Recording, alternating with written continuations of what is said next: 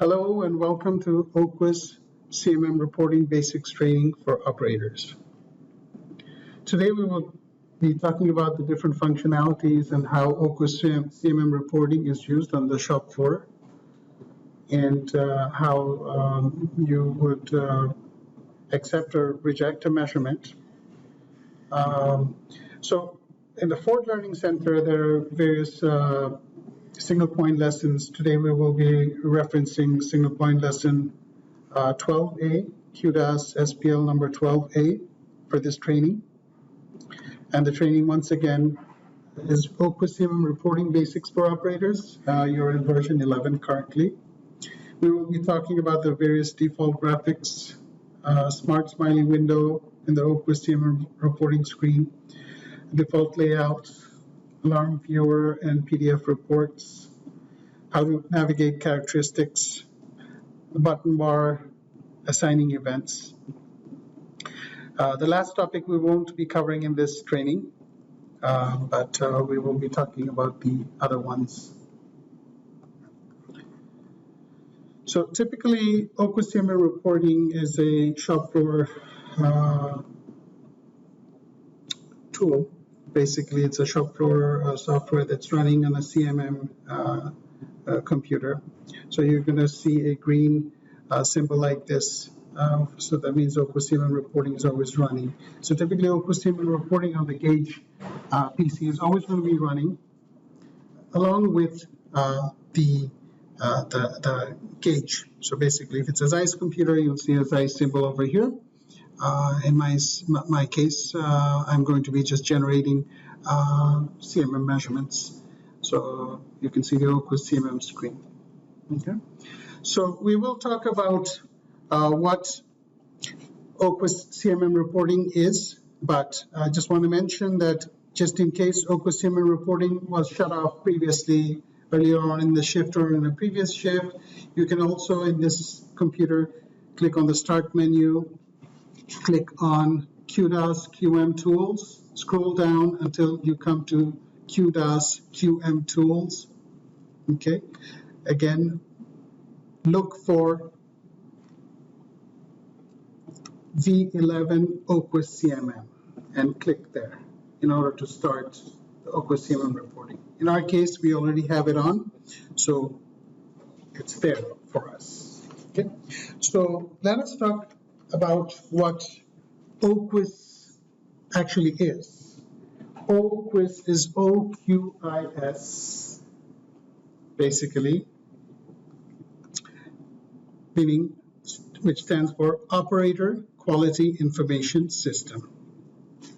Okay, so Operator Quality Information System basically is used on all gauge PCs, as I mentioned, on the production shop floor, or it could be on the quality lab also. Okay, it offers us a user interface. Okay, as such, it's an interface. Okay, right now there's no data loaded. Okay, but pretty soon we will see with data loaded. Okay, it also, O-Qis also displays status of the most recent part that has been measured by a gauge. Okay, so you can see at the bottom what we call traffic lights. We can see red, yellow, green traffic lights. Okay, and then you can see a counter. So currently the counter says 0. That means no measurement has made it, and we're not seeing any measurement on the O-Qis screen.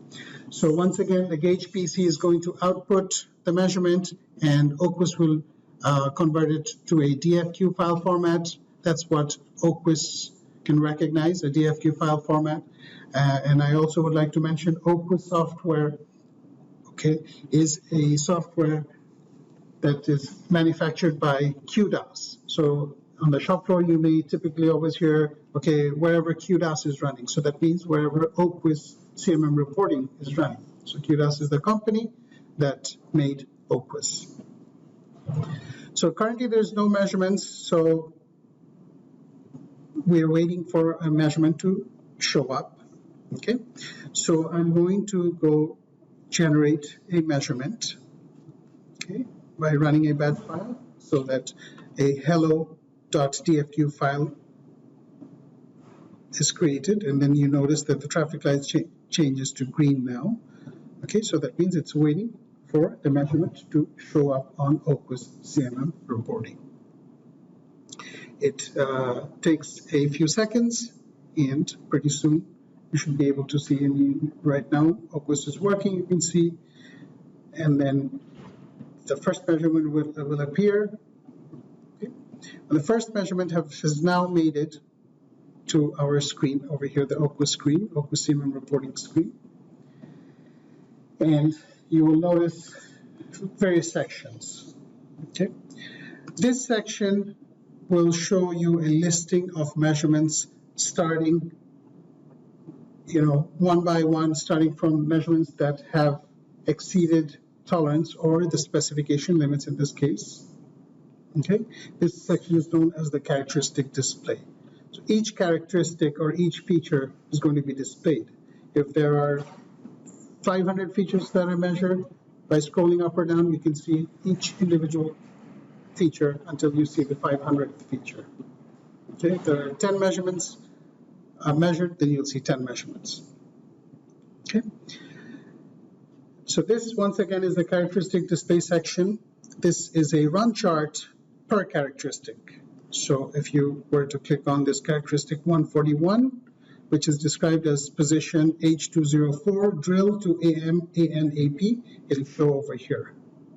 Position H204, drill to AM, ANAP. And the number of values that are going to be measured. So each measurement that comes in, for example, this measurement came in at 7:57 on 7/16, okay, 7:57 a.m. The next measurement came in at 9:04 on 7/16, okay. So once again, characteristic display, run chart. This is known as the smart smiley window. So after a part is measured, if there is even one measurement that is outside of tolerance, it'll show a frowny face. In this case, a frowny face.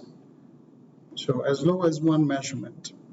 If there were no measurements that were out and only one measurement, at least one measurement that was approaching the warning limits, then it would show as yellow. Okay. So next, what we would want to do is, and before I go further, what I also want to mention is I just want to move the smart smiley window out a little bit. And this area that you're seeing is called the information window. Any part or any measurement that you just do a mouse over, you're going to be able to see the associated or additional attributes about that measurement.